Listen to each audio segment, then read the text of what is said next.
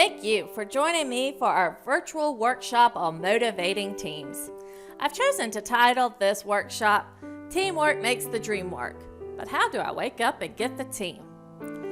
I decided on this title because I think most of us have a dream of how teams and teamwork should go, but making that a reality is always a little bit harder. I want to tell you just a little bit about myself so you know who's talking to you today. My name is Christie, and I currently serve as the Girls Ministries Coordinator at the Assembly at Warner Robins in Georgia. I'm also a part of the Georgia District Girls Ministries team. I have a doctorate in curriculum and instruction and work as a secondary system literacy coach in Houston County Schools. As you can tell from the picture, I'm also a Falcons fan, so I'll go ahead and thank you guys for giving us Julio Jones. Sometimes that's all we have going for us. Before we get started today in talking, I want to take a few minutes to watch a video about some examples of teamwork.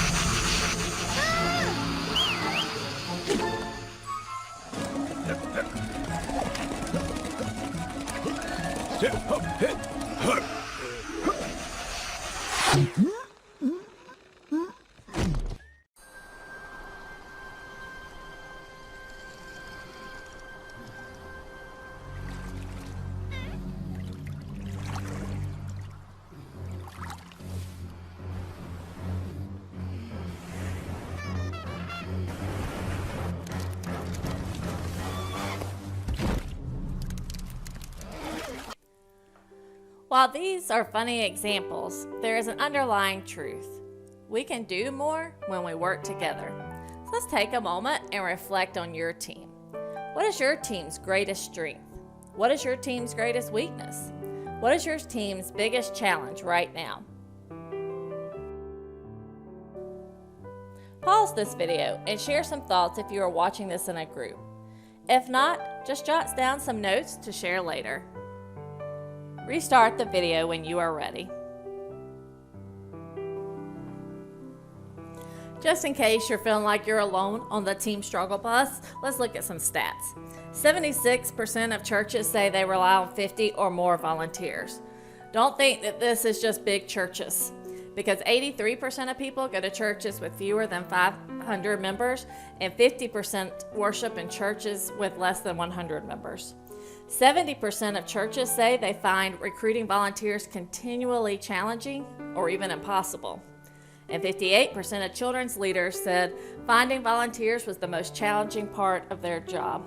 After hearing all this, I feel like you just have to cue. Seriously, while those statistics may be sobering, it is true that most of us are in the same boat when we're thinking about building a volunteer team. Jesus told us this thousands of years ago, so we probably shouldn't have been surprised, right? And I know you probably didn't need me to tell you that finding volunteers is hard. But let's look at a few more stats. 42% of all parenting-aged adults belong to a church. 69% of people attend church to introduce their kids to faith. 17% of parents say their children help them reconnect to church. 76% of churchgoers say that children's ministry plays a key role in their church. And 52% of families with kids involved in children's ministries have become members of their current church for 10 or more years. Churches need vital kids ministries. But even more importantly, the kingdom of heaven needs vital kids ministries. 21% of the U.S. population is under the age of 18. 83% of that population is between the ages of 0 and 14. 63% of salvations happen between the ages of 4 and 14. 60% of adults who are active in their faith attended a children's ministry at least 2 to 3 times a month while under the age of 12. We cannot underestimate the importance of this information. Most of the salvations are happening between the ages of 4 and 14, and most people who are still active in their faith were involved in children's ministries while under the age of 12. The kingdom of heaven needs vital children's ministries. Our job is incredibly important. And just one more stat that I think everyone needs to know, 10% of children leaders steal snacks from the preschool room. In all seriousness, it's obvious from these stats that the stakes are really high for children's ministries. And we know our ministry often thrives or dies with volunteers. So how do we get volunteers and how do we motivate our team so that we are engaging in a healthy, vital ministry? The first is to truly understand stakes are high and consequences matter. When we are asking people to volunteer, it isn't asking them to come babysit for a few hours. You are asking them to be a part of changing the world for Christ, for growing His kingdom and discipling His children. How you ask volunteers is important. Are you begging people to come help cover some classes? Or are you asking people to catch a vision, to help save lives? And if you don't have a vision, then you don't need volunteers yet. You can't or shouldn't ask others to volunteer for a ministry that isn't really ministering. Take a few moments to pause and reflect on how you are crafting or want to craft your message on why people should volunteer to be a part of your ministry. If you are watching this with a group, share your thoughts. If not, jot some notes to share later. Restart the video when you are ready. Following my own advice, we made this video a few years back to ask for volunteers.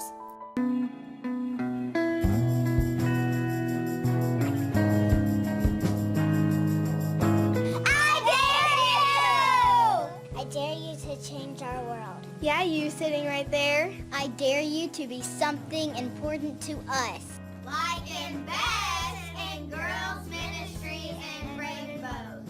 Or you can invest in that Dunkin' Donuts. I dare you to come to our class. To sponsor us. To be a role model! Be an inspiration. To be a prayer warrior. To be the person who makes a difference. Think you could change my life?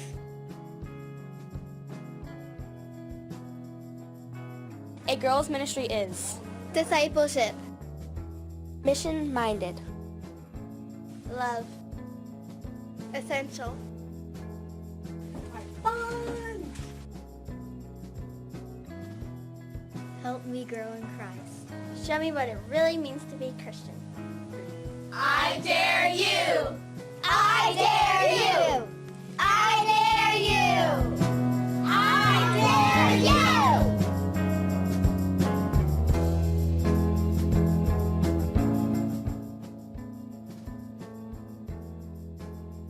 Then do it.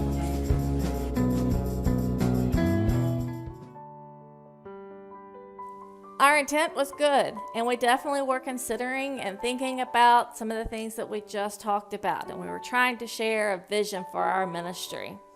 But this fell flat. We only had one person who said that she could help if we really needed her to. I'm pretty sure she just felt bad for us.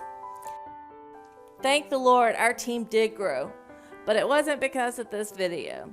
It was because of the relationships and investments in people. Team members and myself started telling other people about our ministry, our needs, our excitement. People were talking to people they already had investments with and relationships with. And this is how we got people interested in helping us on Wednesday nights. That and a whole lot of prayer. Now, some of you may agree with this church's take on how people react to being asked to volunteer. Every Scot with a horse is fleeing. Our cavalry will ride them down like grass. Send the horse. Full attack.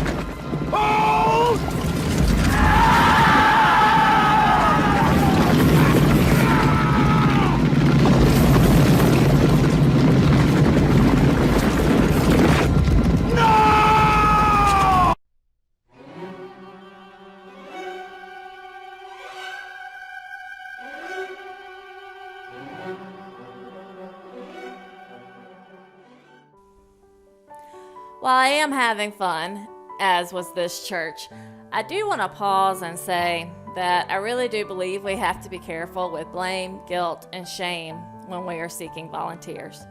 People are busy and they have jobs and families and problems and concerns that are real. I think we will do better in building and keeping a team when we acknowledge that and we work within that instead of trying to ignore it or act as if it isn't valid. For various reasons, our girls' ministries group went from a vital ministry to barely alive. When I became the girls' ministries coordinator at my church, we had 6 volunteers. 3 decided to go in a different direction within a month. I won't lie, I panicked a little bit. Actually, I have actual footage. Watch this.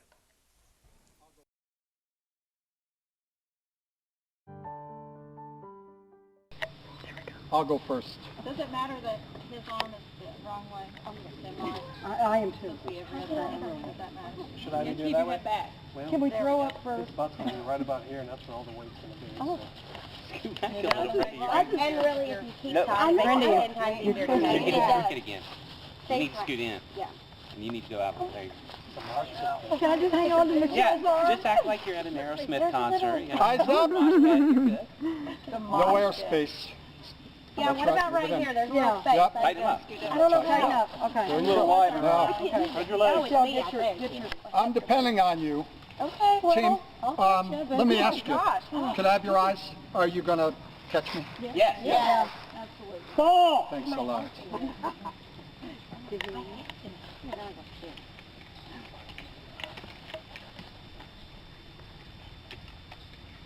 to fall!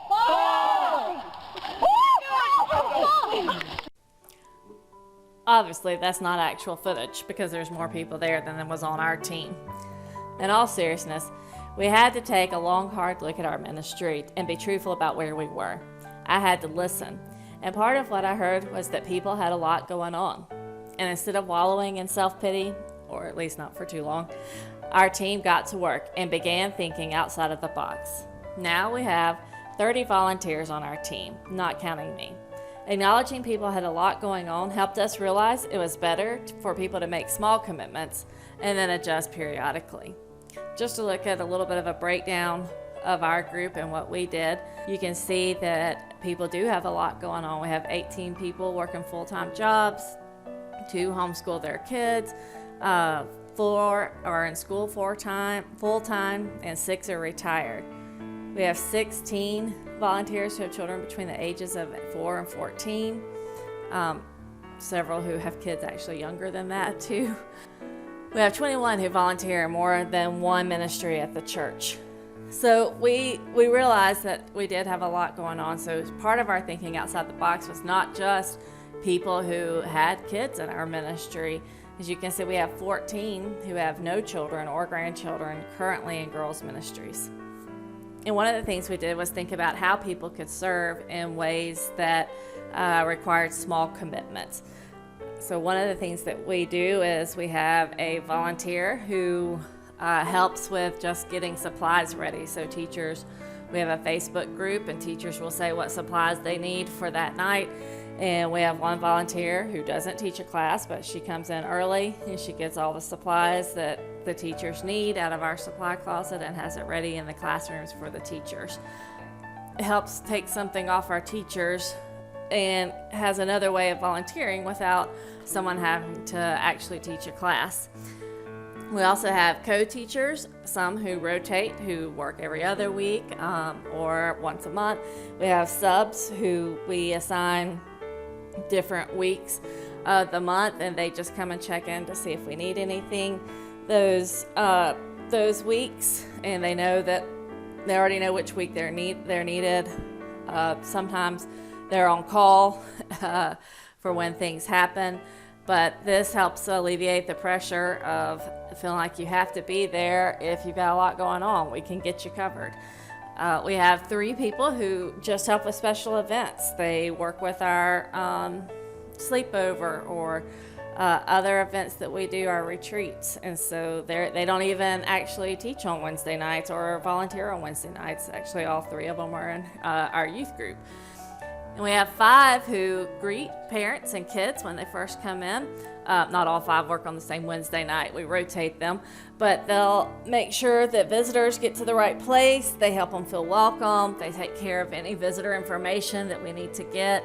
Right now, particularly during this season, they help make sure kids have temperatures checked and hand sanitized. And if we have class changes, they can help navigate that. So it really helps that teachers don't have to worry about that we've got people there to do that. We have someone who just does the copies if someone needs a copy. So we've tried really hard to support our teachers in a way that those who are teaching the class don't have to worry about some of these other things, and then we can have other volunteers who may not be ready to teach a class but are willing to come in and just help. Some of them will just help on nights when we have a craft.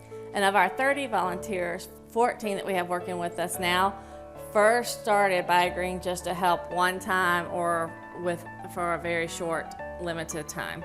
And then they have decided that they love the ministry, they love what we're doing, and they're volunteering more. Several of our teachers who are there every Wednesday night and who teach a class every Wednesday night started the same way. They started in one of these other positions and then decided they really wanted to teach a class. Or if we had a teacher move or something like that, they decided they really wanted to fill that position. Another thing that we are currently trying really hard to do is to make sure that we have 2 adults in each class at every time. I will tell you that's our latest challenge. And while we have it in most of our classes, we don't have it in all of them yet. That's another way that we use volunteers in a little bit of a different capacity is we have a main teacher who is there every Wednesday night teaching the class, and then we try to have a co-teacher who is also consistent, but in some cases that co-teacher may rotate in or out, or we may put in a sub with the teacher. But that is one of the things that we felt was very important, was to try to have 2 teachers in every class. Again, like I said, we're not there yet, but we definitely are trying to get there. Take a moment to pause and reflect. We've talked a lot about the how you ask and the who you ask. So just take a moment to think about what ideas have you come up with from here. What are some things that you're thinking about? Maybe what are some strategies that you want to try out? If you're watching this with the group, share your thoughts. If not, just jot some to share later and restart the video when you are ready. We've talked about building a team and rebuilding a team. So now let's talk a little bit about motivating a team. And we're going to start with the anti or the opposite. We're going to start with what demotivates a team.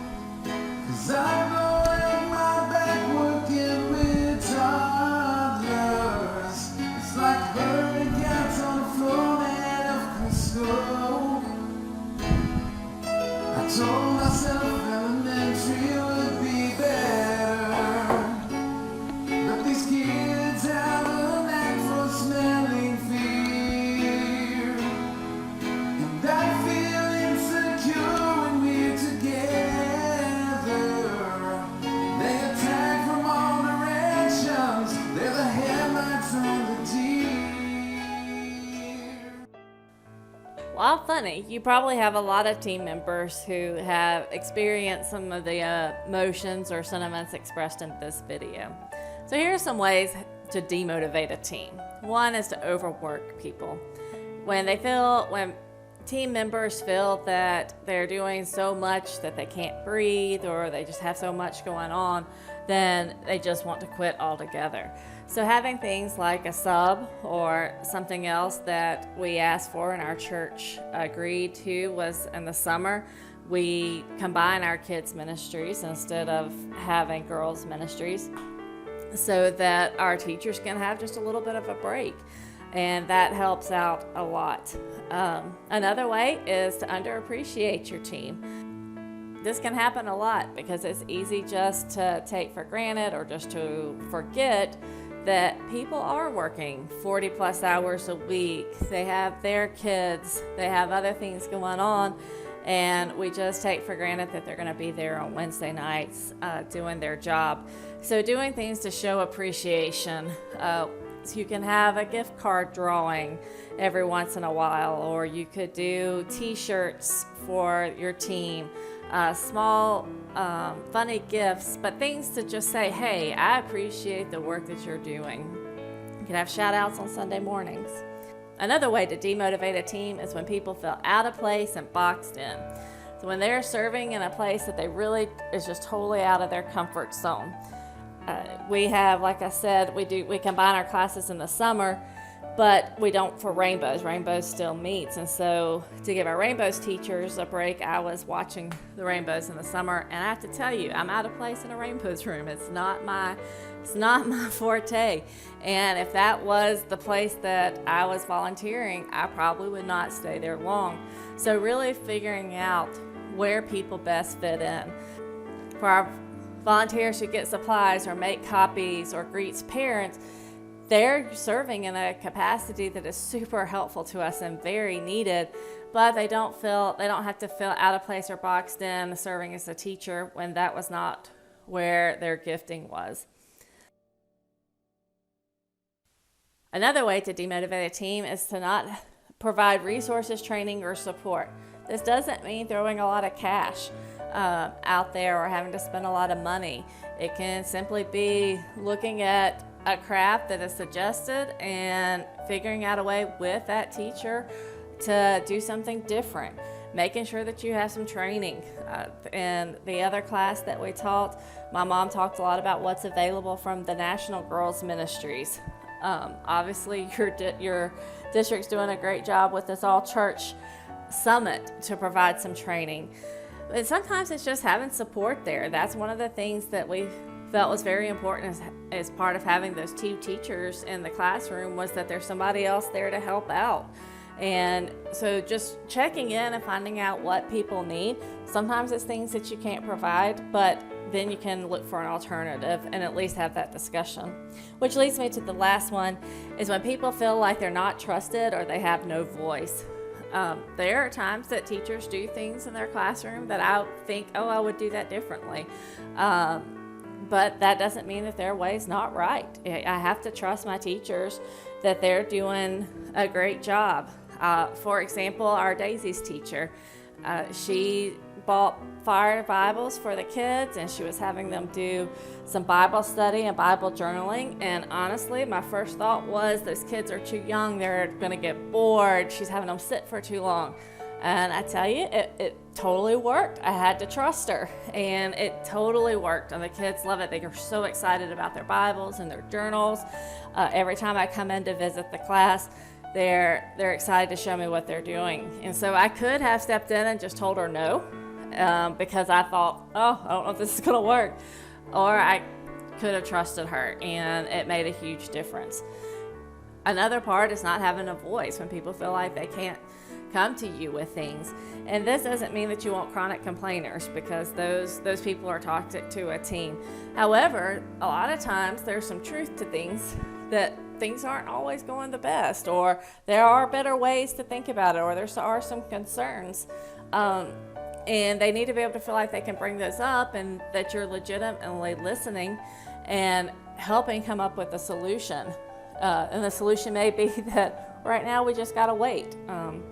Sometimes people feel like they have no voice, and that is very demotivating. If you feel like what you say or your thoughts or your concerns aren't valid or don't matter or are not as important. So you don't want chronic complainers, because those people are toxic. But you can help people who do have legitimate concerns to be able to find a productive way to voice those with you, and to help be a part of a solution. And people are going to be more invested when they feel like they're being heard and they're a part of the team in finding a solution.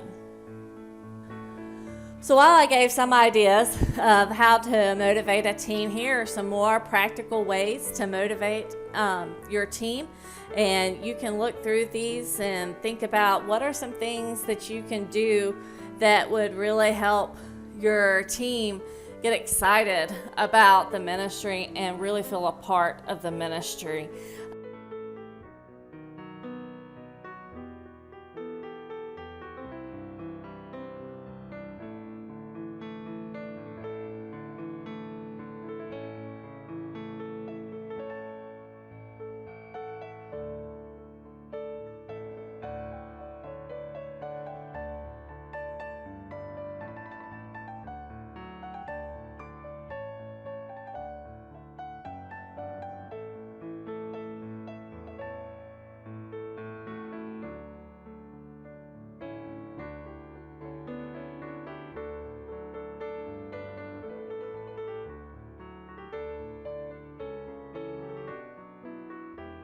Another way that we've tried to help motivate our team was when we have to have a meeting.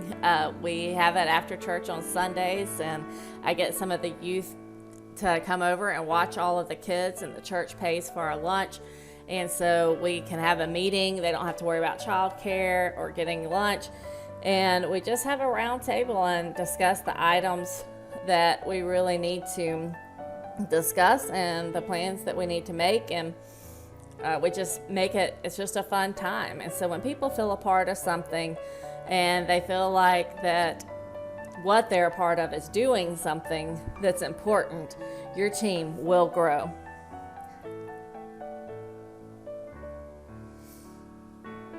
I really believe that together we can do it. Ecclesiastes 4:9-10 says, 2 are better than 1 because they have a good return for their labor.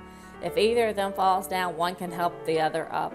But pity anyone who falls and has no one to help them up. And I think that's a good summary for building your team and motivating your team, because together you're going to have a good return on your labor, and we need each other to help us.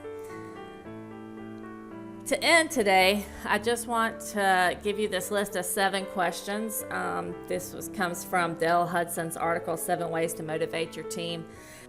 These are 7 questions to really stop and think about as you are trying to decide what are some things that you want to do to help your team grow and to be motivated. So I will leave you here with this. Thank you so much for joining this, and I hope that you have some time to talk with your team either now or at a later time about these 7 questions that can really help guide you in motivating and building your team. Thank you.